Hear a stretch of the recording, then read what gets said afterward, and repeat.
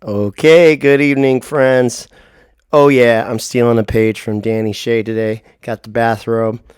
Do I care about being in my bathrobe on YouTube? Not really. Not really. Uh, it's liberating.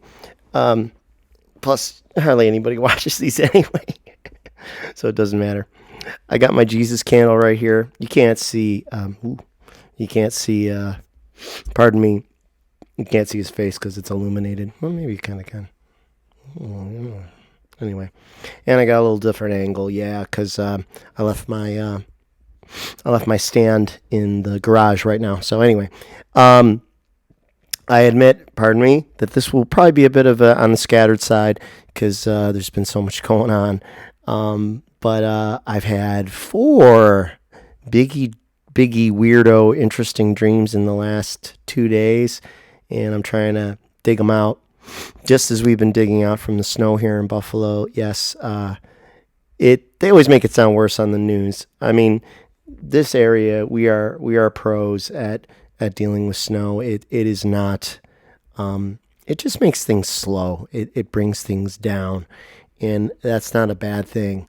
It doesn't really cause damage most of the time. I mean, it just slows things down, and you got to dig out, and then you reset, and then you get some melting, and then usually a lot of it or most of it melts, and then you start again. I always call it the reboot. So, and people don't really realize like the way like Lake Erie is shaped. Like this is from your point of view, not mine. Buffalo's like up here at the tip, so like coming through Ohio, going up Pennsylvania, and then into New York. The tip of the Great Lake is where we sit, so the winds, drift across it, and then they cross the city, and then these storms can be really narrow as they come across the lake because the lake is narrow but long, so they can go in bands that move like this across the lake, or like this. I don't know, getting my imagery mixed up, but sometimes they're very narrow. So when the national news was reporting, all the snow in Buffalo, the first wave that hit um, where I am downtown got a little less than a foot, and it was kind of slushy, so it wasn't real heavy, and it was pretty easy to clean out on. Was that yesterday? My days are all mixed together. Friday, and then most businesses were closed and schools were closed and things like that, and then the prediction. But however, for a friend of mine who is further south in what we refer to as the South Towns, they got like 2-3 feet. So they got hit, and we didn't get hit. And then today, it was different. The pattern was different. They still got hit down there. They got more. So Southtowns got the worst of it. Buffalo overnight last night, excuse me, got about close to 2 feet. And then the storm drifted north. So then it drifted up towards another county, and actually Niagara Falls area in Canada, into Canada. So that's where sort of it is. I guess it is now. And basically, the clean out today was much more substantial, but I own two snowblowers, and it's time consuming, and but it's beautiful too. It's very quiet. It's kind of serene um, once you get it all cleaned out. So that's just kind of like life here. And I was texting with some friends, some of whom are viewers, that a frost is a nice thing sometimes for a clean out, especially because my allergies have been so bad this year. And even though I sound congested, I don't have a cold. It's just I'm so allergic to.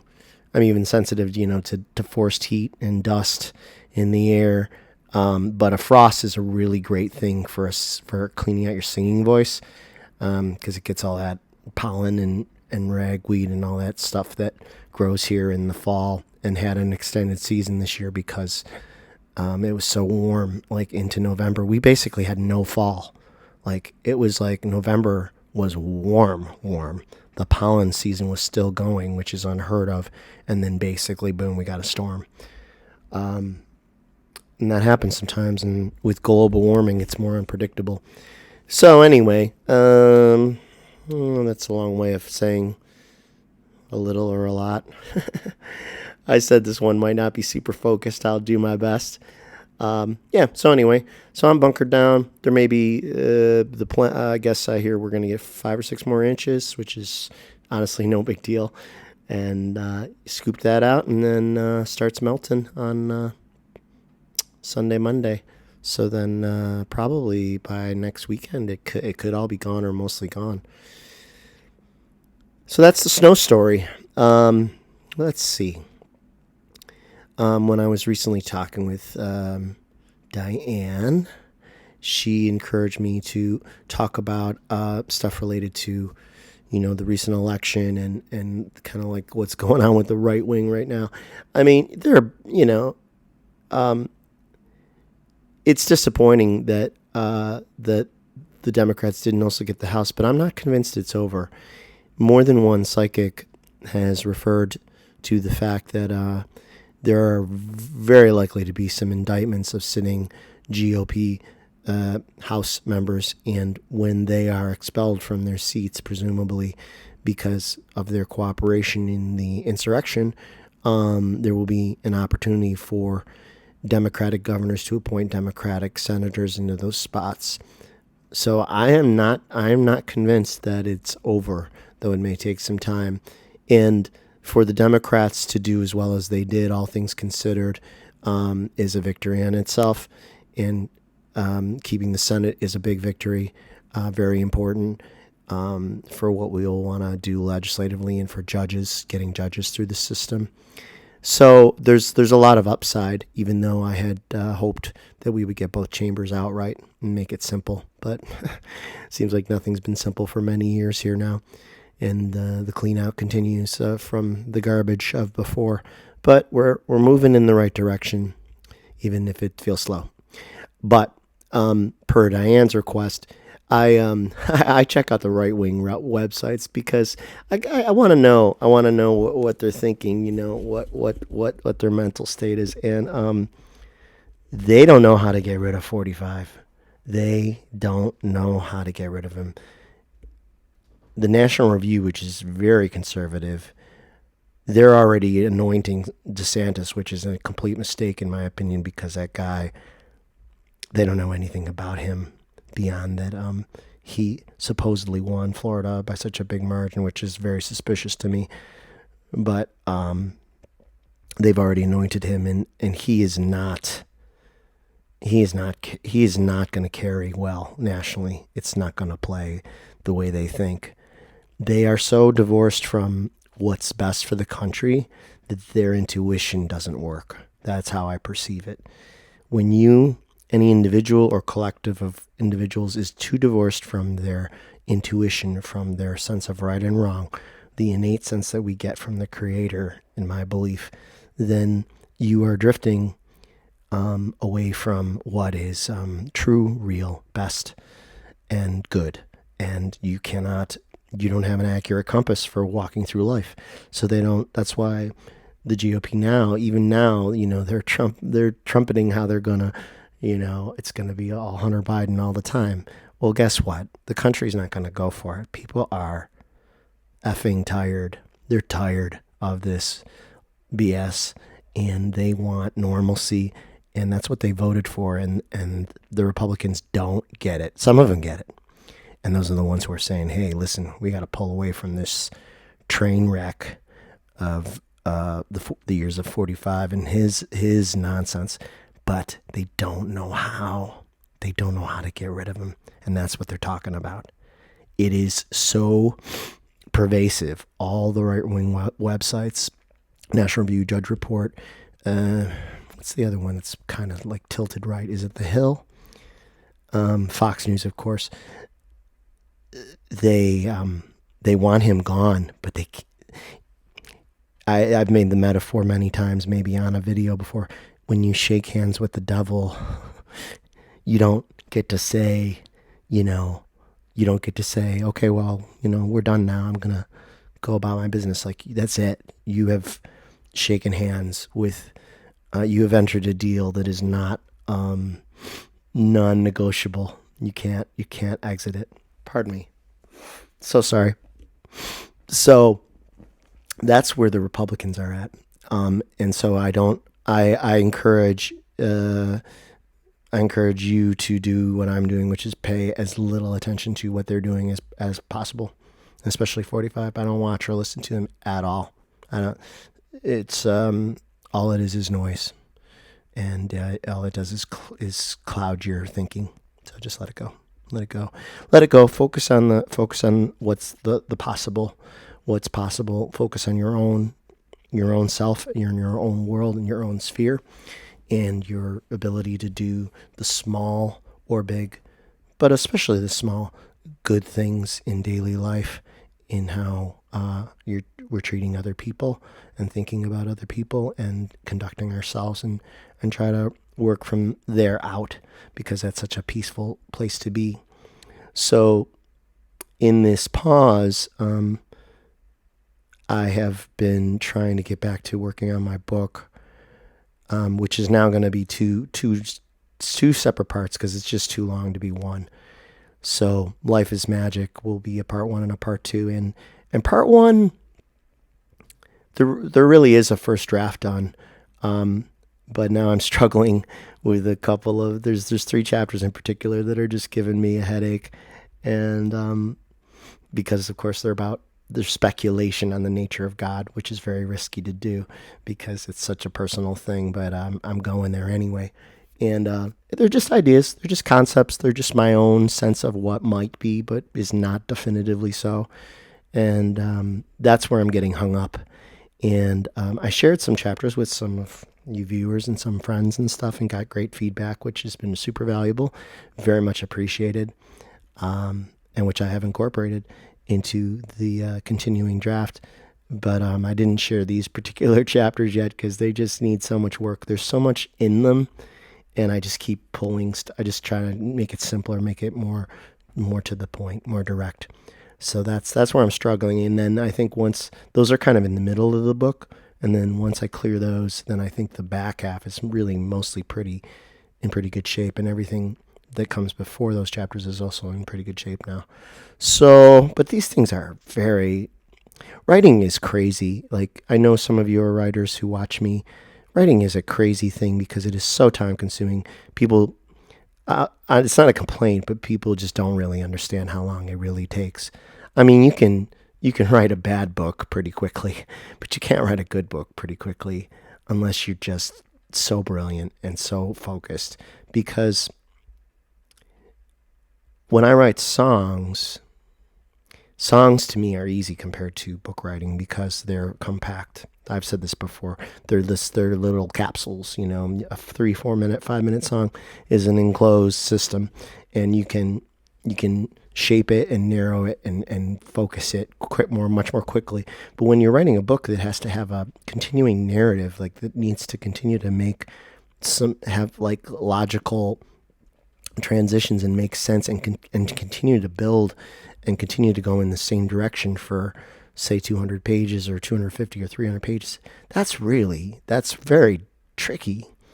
And I'm really picky about the books I like. I think a lot of books are, they don't go far enough. They don't go deep enough. They take the easy way out, or they're kind of lazily written, and I want to be challenged by what I read. I mean, it depends on I like fluff stuff too. Sometimes you want fluff, just candy. But if I'm going to really bother to get into a good book, I want it to be substantial and well considered, and that takes time to write. So I am rambling because I ramble. Some people like to hear me ramble. Some people don't like to hear me ramble. It's a free country.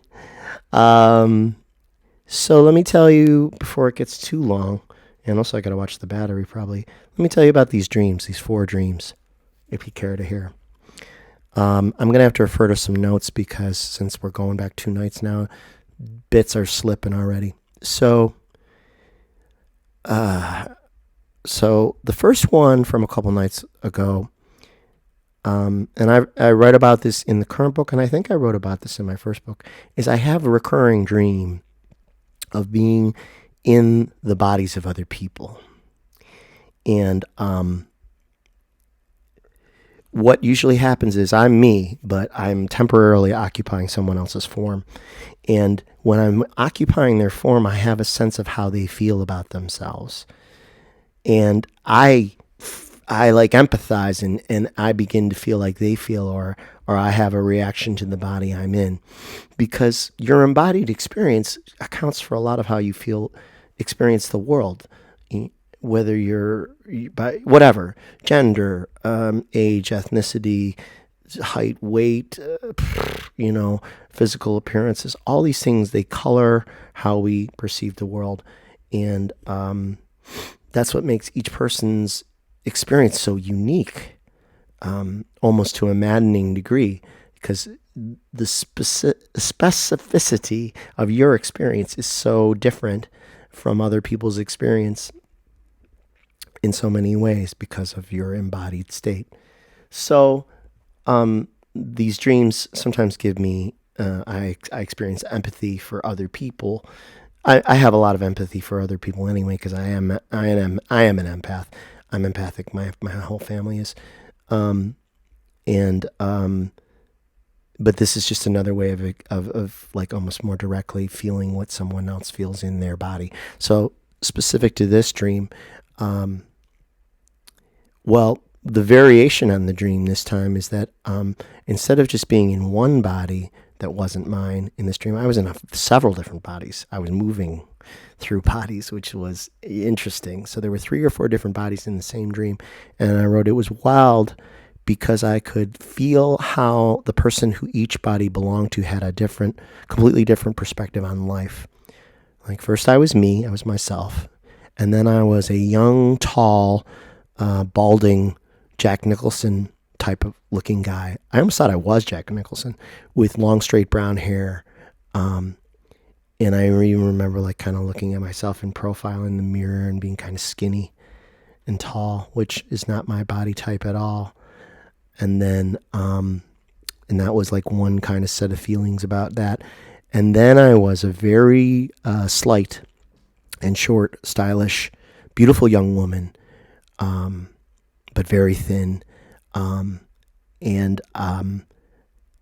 I felt her vulnerability, and I felt like as her, I felt that I wished she could be physically big and strong to better protect herself. So there was a feeling of like wishing to be other than you are in that embodied experience.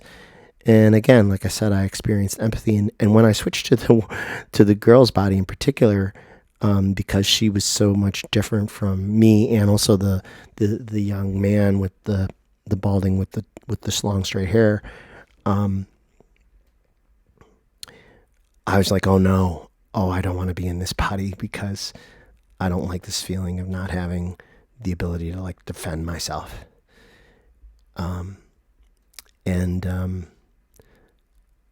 It made me think about lots of things. I mean, as I age, my body has changed. My physical strength has changed. I'm still fairly strong, but I know I won't always be as strong as I am now. And I also know that as much as I work out and love to work out, like there will probably be some diminishment, in time. And these are like inevitabilities that we don't like to talk about or think about, but also part of our reality. So it was all mixed together. All of those feelings were all mixed together in my headspace as I was in the dream and coming out of the dream. So, and I thought a lot about my brother after, because since his entire experience has been in a wheelchair, with cerebral palsy, he is very mobile and very capable, and his upper body is strong. It's very similar to mine in its shape, and he can take care of himself. But I don't. I can't really, truly, fully grasp what he has experienced, and he's not a complainer. He never complains. He is joyful, and he is more joyful than most of the people I've met in my entire life. And people could learn a lot from him if they had chosen to engage him more throughout his life. I mean, he's not an old man by any means. He's in his 40s now, but a lot of people feel like they don't know how to talk to people who have disabilities, and so many times, if he was in a room, he was often not the center of attention. So, but it never bothered him, or rather, it never bothered him enough. Not how I wanted to say it. I mean, it never bothered him enough to make him unhappy. You know, that's a choice too. So, something to think about, perhaps. I certainly did after the dream. So, yeah, the dreams give me a different perspective on others, and and it's very direct because I really feel it. So let's see. So there was that, and then I got to go to another note to see where the next two dreams were. Let's see. Oh, yeah. Okay, so last night I dreamt. Yes, I'm in the Buffalo area, Buffalo, New York area. I grew up in the suburbs. My family's from Buffalo, but we lived in the suburbs in what's called Tonawanda, actually North Tonawanda, which is a long-standing joke because, like, really you couldn't do better than North Tonawanda. Like, you had to tack that onto Tonawanda is a kind of, beautiful Native American word, but then North Tonawanda is so white, North Tonawanda. So we joked about it all the time. So I went to North Tonawanda Senior High School and graduated from there 30 years ago. And in my dream last night, there was a kind of high school reunion going on, but it's hard to explain. But they, in honor of the class of '89, they had somehow printed out a rubber or plastic substance, like an overlay of what the high school and the street that the high school was on looked like exactly 30 years ago. And they draped it over the whole block and the high school, so that when you went in and you walked the street, you had the experience of what it was like 30 years ago. Like it was like a filter. It was like a film that they had managed to fabricate, but they were able to cover everything on the street with it. And even the colors were different. Like, it reminded me more of the kind of color of film of like the 1970s and 1980s, when old school, real photographs, because like they were more like brown, like more browns and yellows and kind of like those warm colors that I associate with photographs from when I was a boy in the 1970s. And so the whole street and the buildings all looked like that. It was a temporary trip back in time via this overlaid, sheets of rubber, plastic sort of this facade. So it was kind of like being back in time, because I had the feelings of what it was like being back at my high school. And naturally, of course, where I'm at in the book, as I've resumed it this week, working on it, is there have been multiple chapters about time and the possibilities for time travel, and how does time work, and why is there time, and things like that. So it all gets in the soup of my mind, and then when I dream, it all gets expressed, or it crosses over and plays amongst itself, and I just let it play.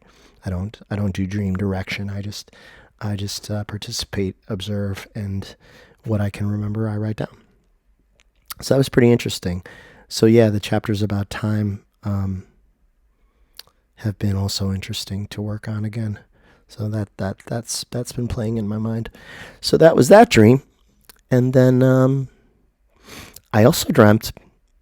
I have a lot of flying dreams, and I did have a flying dream. Actually, now I'm remembering another dream that I had maybe 3 nights ago. I had another flying dream where it was like I knew I could levitate, and I was showing others how to levitate, and it was like among a group of people. Excuse me again. And it was joyful, and we were on a city street, and I was like, oh yeah. So like I was off the ground, and then I was like whooshing around, and then at one point I remember rising up through the telephone wires. There's always telephone wires in these dreams, and I look back down at the ground, and things are smaller and further away, and it's kind of an interesting, different perspective. So, so that's that dream. But the second dream from last night was I was way, way, way up in the atmosphere. I think I was even above the clouds, maybe, and I was I was experiencing flying with legions and legions of bats, and it was mysterious. It wasn't scary, but it was mysterious. Like, why bats? But like, bats are actually kind of beautiful. Sometimes in the summer here when I bike, if I bike late enough into the evening out at the harbor, I'll hear the bats in the field. And I'm not afraid of bats. And I'm not afraid of a lot of things in nature that like people get goofy about. I mean, yes, I would be afraid of a bear. We don't have bears around here. But like bats, they're not interested in us. They're doing their bat stuff. I always like Batman, by the way. That was my favorite guy as a kid growing up, Batman. So I'm sure that's in there somewhere. But yeah, I like bats, and so when I hear them kind of squee across the field as I'm biking through like these trails that are kind of dark, I think it's cool. Sometimes it'll seem like they're on the bike path that I'm on, and like then they suddenly become aware of me and they veer off, but it doesn't frighten me in the least. I find it very enjoyable actually to come across them. And I feel that way even at night here. Like sometimes if it's late at night in the summer and the birds are gone and the bats are out and they're in the trees, it's like, okay, cool. It's bats,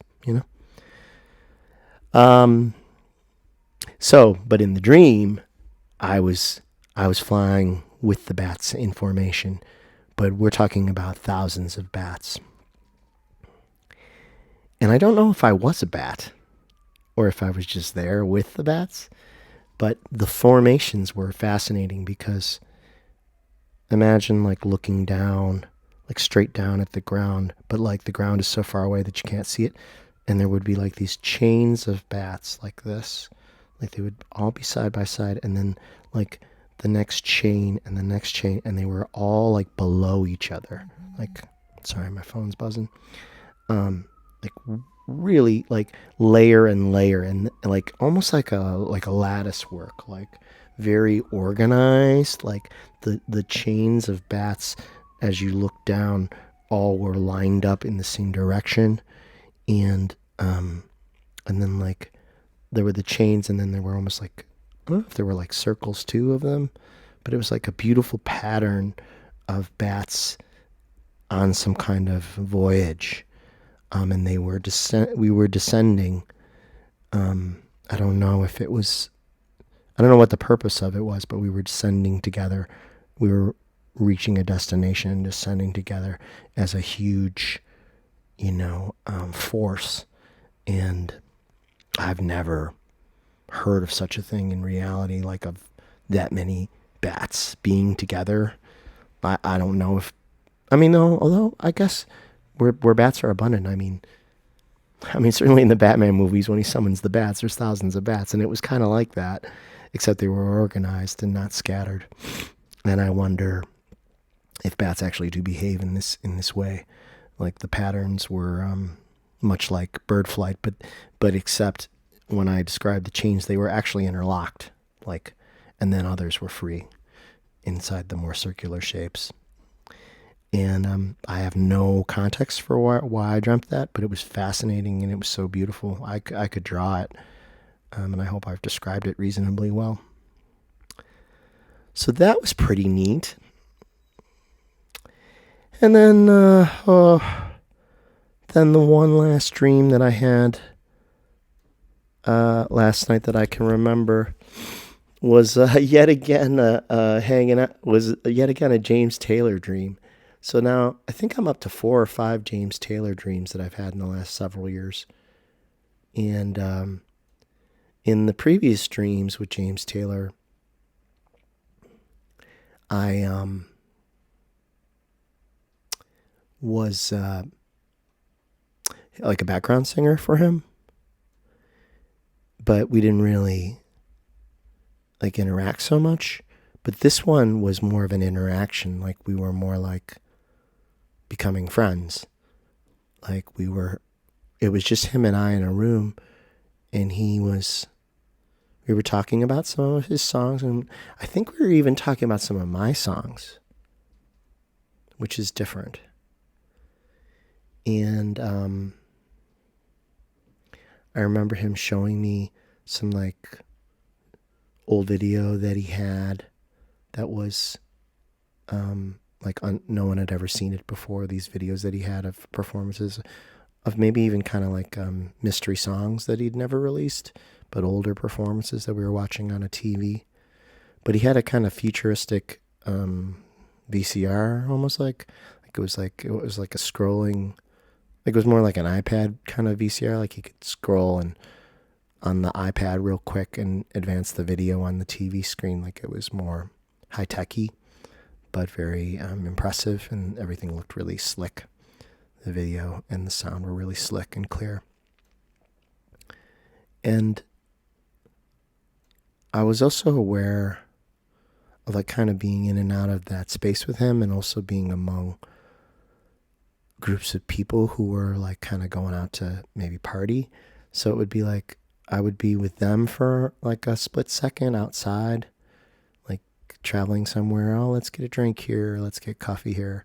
And then I would be back inside with him. Like the spaces were overlapping, and there was some flirting going on. I was flirting with someone, but I don't think it was too serious. But I remember him saying something like, what did he say? Like it was like almost like a remark on his being older now and me being relatively younger to him, though I am not young. I mean, I'm middle-aged, technically speaking. And so he was saying, have a good time out there, chasing those girls. And he said something like, what did he say? Like one smile for every curve, or one curve for every. He was referring to this girl that I was talking to being curvy, and it was just funny. He said it real subtle. It wasn't like gross or sexist. It was very like, I don't know. It was just an interesting way of expressing like that feeling of connecting to those. Sorry, I got distracted. Actually, there's a spider across from me on my stereo speaker, making a little web. It's funny how I kind of like the spiders now. Yeah, he's making a web between the speaker and the TV, so he's not too big. If he stays over there, I'll be good. I don't like him in my lap so much, but it doesn't bug me like when I was a kid. So sorry, got distracted there. But new spider friend. Yeah, it was like a slight reflection on his part about that reminded him of his own youth, I think maybe, and it was just a moment between us. But it's funny because since I had so many dreams about him, like two or three, I did write to him through his website. Maybe I don't know, 6 months or a year ago. Um, and I did an unusual thing. Like usually when you write to a website, they have they have a team or administrators that handle all that stuff, and I'm sure he gets thousands, tens of thousands of fan letters still, and you certainly don't expect that it will ever actually be read by him, or that you'll get a response. Certainly, but for the hell of it, I thought I would just tell him. I would just write to him anyway and just explain that, hey, I'm a singer songwriter, and at the time I had just posted a cover of one of his songs on my page because his website had a challenge, like, hey, record a song from one of James's albums and put it up on your own website, and we'll judge him. And so the week that they had the challenge, they included me in like their top 10 James Taylor covers on the James Taylor website. So I was being recognized for doing a nice job with, I think it was Something in the Way She Moves was the one I did. Or no, it was Caroline in My Mind, wasn't it? I've played them both before. So in my note to him, I was saying, oh, hey, I kind of won I was one of the winners of the JT challenge recently, and I keep having these dreams where I'm your opening act and or backup singer, and in case you want to make my dreams come true, get in touch with me, and let's make it happen. And of course, I didn't hear anything, but I still put it out with the smallest bit of hope.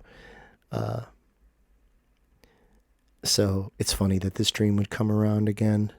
I don't exactly know what that means yet, or if it's just a reminder to keep my musical side going too, while I've got all these other things going. I've got all the balls in the air, really. I'm doing my regular job. I'm doing concert promotion. I'm doing book writing. I'm performing. I'm writing music. I'm recording music, and I'm stretched thin. And it's not a complaint, but I'm kind of running a kind of gauntlet, and my energy is limited, and I'm also aware of the passing of time and how I'm going to have to make some decisions about best use of my time for the next 5-10 years or whatever in the short term, and what's possible with my time. And I don't know what's going to get squeezed, but maybe something's going to get squeezed, and I don't know what it is yet. So I'm hoping my own intuition will play a role and give me the clarity I need to make best use of my time. Because I have so many interests, creative interests and others. But anyway, it's not really a complaint, but I am trying to figure it out. So that was my James Taylor dream. Like I said, we were talking a little bit about my songs. It was interesting that it was more personal this time. It was more like he considered me a peer than just a opening act or a hired singer, background singer or something. So if that turned out to be something, it would be pretty neat, but I'm not really counting on it. I think it's a reminder to keep my musical side rolling too, which I have been. I may have mentioned before in a previous video, I performed all summer. I performed so much this summer. I had so many gigs, and that's downtime from my job. I had so many gigs that I actually didn't really have a personal life. It's kind of like when people on TV always say that, and you think, like some really attractive person comes up and they say, hey, on a late night talk show, who you dating these days? And they're like, I don't have time to date. I'm doing all these movies, or I'm on tour for 6 months. And I always would watch those and just go to when they would say stuff like that, like, give me a break. But actually, when you're down in it, it kind of is like that. Like, because for gigs, having a booking agent, you don't really want to turn any away if you don't have to, because you don't want to miss out and you don't want them to not think of you the next time a gig comes up. So you tend to take almost everything that you think you can handle when it's offered. Excuse me. Pardon me. And I certainly did this summer. So, yeah, like, and I kept trying to squeeze in, like, I did. I mean, I did do other things, but I didn't get to the beach. I didn't get to go to the county fair, which I really wanted to go to. Also, the weather was just shitty over those 10 days for a bit, and like a lot of the other kind of things fell away. And I was enjoying myself, but at the same time, I was like, wow, I have no like life outside this, really. Seeing my family, working out, bike rides and things like that. So it was a strange feeling of both like exhilaration and also isolation. Very, very funny thing. So it's a funny thing to be a performer. You have to, as my voice teacher has said many times, my voice teacher, Virginia, who's in her late 70s, you have to be selfish to an extent, because you can't do what you do unless you preserve your energy and have that kind of a attitude about things. Like I can't go sing for 3 hours if I'm not well rested. It's impossible. And plus I'm carting my own equipment to every show, at my level of success. So there's a lot of it that is unglamorous. And you have to really be mindful of your energy. And Virginia has said many times that when she started to have a family, then she had to give up singing, which like she loved, and she was so good. She was great. And, but she got married. She decided, okay, we're going to have kids. And, so then she taught and had her own choir for quite a number of years, which she eventually, retired from as well. And she's upbeat, and she's encouraging, and she's a great voice teacher. I'm very fortunate to have her. Actually, ironically, she has students that have gone on to Broadway and stuff. And one of her students was in a Broadway show with Audra McDonald, if you know who that is. I think it might have been Porgy and Bess. And the entire cast, including Audra McDonald, was using the cassette tapes of Virginia's voice lessons for warm-ups because she's so good. But she never talks about it. Virginia never talks about it because she's so humble. So, and these are the kind of people you come across that are like, really like, she's probably like a world-class voice teacher, and she's teaching in her small house, dining room, living room, out in the suburbs of Buffalo. She gave away her baby grand piano to the church that she was with and traded it for their stand-up piano because it doesn't matter to her. It doesn't matter to her what she plays. She wanted the church to have her good piano. Like, these kinds of people that are so humble about their talents, those are some of my favorite people, certainly among performers, too. So that's a bit of a ramble, but it's all a bit of a ramble. Those are my dreams. That's what's new from Buffalo. Thanks for watching. Hope you enjoyed it. And if you didn't, then you're probably not watching. Which is easy. As always, comments are most welcome. Likes, shares, subscribes. Always welcome. Thanks for checking me out. I'll try to be in touch as often as I can. Hopefully I gotta get past those 3 chapters in the book, those 3 God chapters. If I can hurdle that, then I think it will start to smooth out. So wish me luck on that, if you would. In the meantime, keep your energy up. Keep your belief in your love up. Keep your light up. Keep your prayers up. Prayers for world peace or whatever simple prayers you want to put out there, because we know that prayers and thoughts are energy, and everything is energy.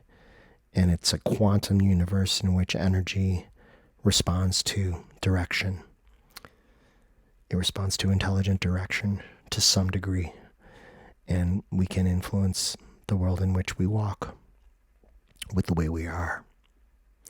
And it's really important, both not only for the world, but also for ourselves and how we feel and how we experience and hopefully enjoy life as much as is possible. All right.